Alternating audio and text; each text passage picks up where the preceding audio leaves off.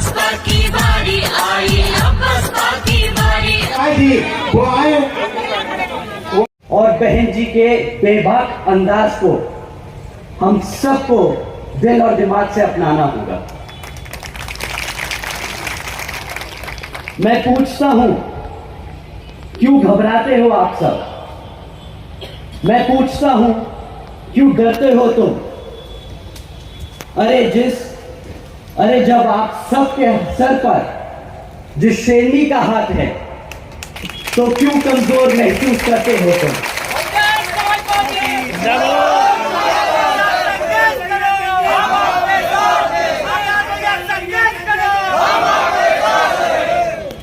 आप सब बहुजन समाज से हो, बहुजन समाज से कभी ना झुकना, कभी ना रुकना, अपनी जिंदगी को अपनी शर्तों पे जीने की हैसियत रखने वाले हो तुम। वो कहते हैं ना कि अगर किसी चीज की लत लग जाए तो वो आदमी की पहचान बन जाती है। तो आज मैं कहता हूं कि बना लो ये पहचान, एक निडर समाज की, एक ताकतवर समाज की, एक मजबूत बहुजन समाज की। साथियों, जब हम अपने आप को लाचार महसूस करते हैं, लाचार समझने लगते हैं, तब मानववादी लोग हम पर हावी होते हैं। अब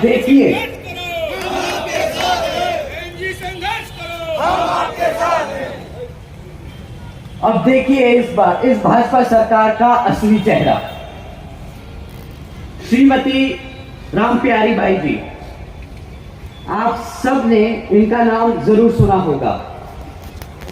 ये वही हमारे बहुजन समाज की महिला हैं जिनको कुछ मनुवादी सोच रखने वाले लोगों ने उनसे उनकी जमीन हड़पने की कोशिश में श्रीमती रामबाई जी को जिंदा जला दिया। ऐसा क्यों हुआ? क्योंकि घबराते हैं हम, क्योंकि आज तक बिखरे हैं हम। श्रीमती भारती कसडेकर जी, इनके परिवार के बारे में इनके परिवार के बारे में भी आप सबने सुना होगा कि किस तरह इनके परिवार के 5 सदस्यों की हत्या कर दी गई है। यहां पर हत्या होना कोई बड़ी बात नहीं, लेकिन हैरानी की बात यह है कि श्रीमती भारती जी जब 200 किलोमीटर पैदल चलकर अपने समाज के ही गवर्नर साहब से मिलने पहुंची, तो गवर्नर जी ने क्या किया? उन्हें मिलने से भी इनकार कर दिया। ऐसा क्यों हुआ साथियों? क्योंकि आज तक हम डरते हैं, क्योंकि अभी भी हम बिखरे। श्रीमती लीलाबाई जी, इनका नाम भी आप सब ने सुना होगा। श्रीमती लीलाबाई जी वही महिला हैं जिन्होंने अपने बच्चे को कोख में ही खो दिया। क्यों? क्योंकि एक अफवाह चली कि कुछ आदिवासी समाज के लोग धर्म परिवर्तन कर रहे हैं और कुछ मानववादी सोच रखने वाले लोगों को यह बात हजम नहीं हुई, तो अपना वर्चस्व बनाए रखने के गुरूर में श्रीमती लीलाबाई जी के घर में घुसकर उनके साथ हाथापाई कर उनके बच्चे को कोख में ही मार दिया। ऐसा क्यों हुआ? क्योंकि आज भी कमजोर महसूस करते हैं, क्योंकि बिखरे हैं हम। साथियों, सिर्फ एक बार एकजुट होकर तो देखो, एक बार सत्ता में आकर तो देखो, फिर मजाल है कि कोई हमारे समाज की तरफ आंख भी उठाकर देखे।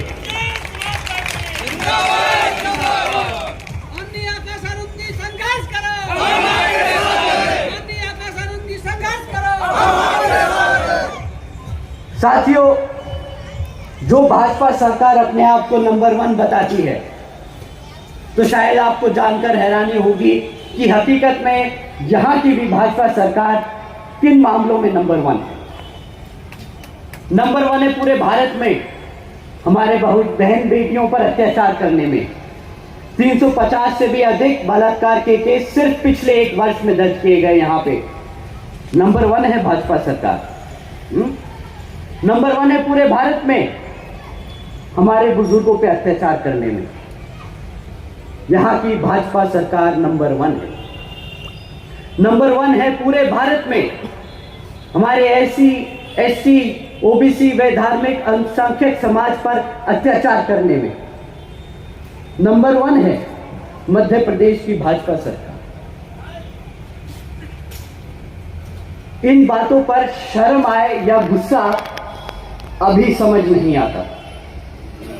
जब मैं सुनता हूं कि यहां के गृह मंत्री इन मामलों पर सफाई देते हैं ये कहकर कि मध्य प्रदेश में जुल्म इसलिए ज्यादा दिखता है क्योंकि यहां की पुलिस सारे केस दर्ज करती है, ये कहकर कौन सा एहसान जता रहे हैं यहां के लोग।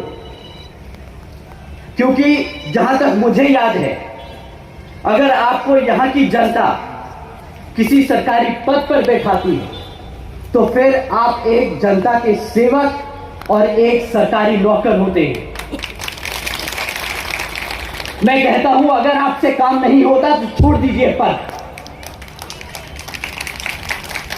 और यही सवाल मैं यहां के मुख्यमंत्री से पूछता हूं। जब आप उसी समाज की सुरक्षा नहीं कर सकते जिसने आपको पिछले 15 वर्ष से ज्यादा यहां के तख्त पर बैठाकर रखा है, तो आपको भी कोई हक नहीं उस तख्त पर बैठने का।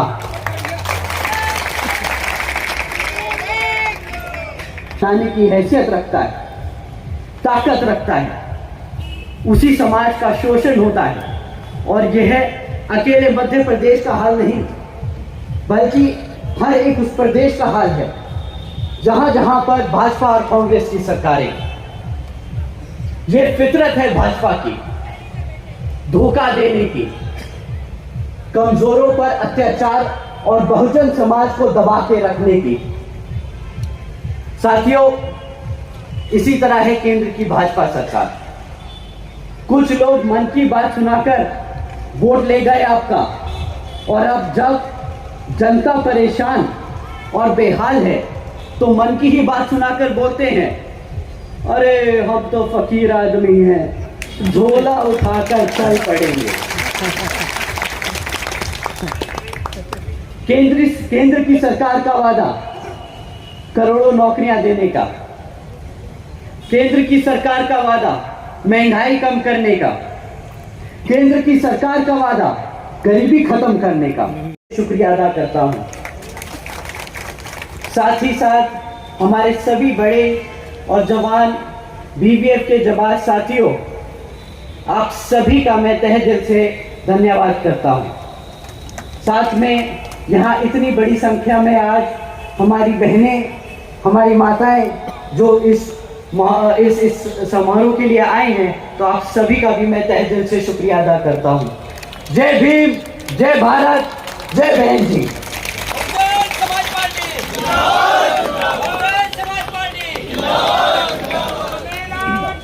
बैठे रहिएगा अपने स्थान पर।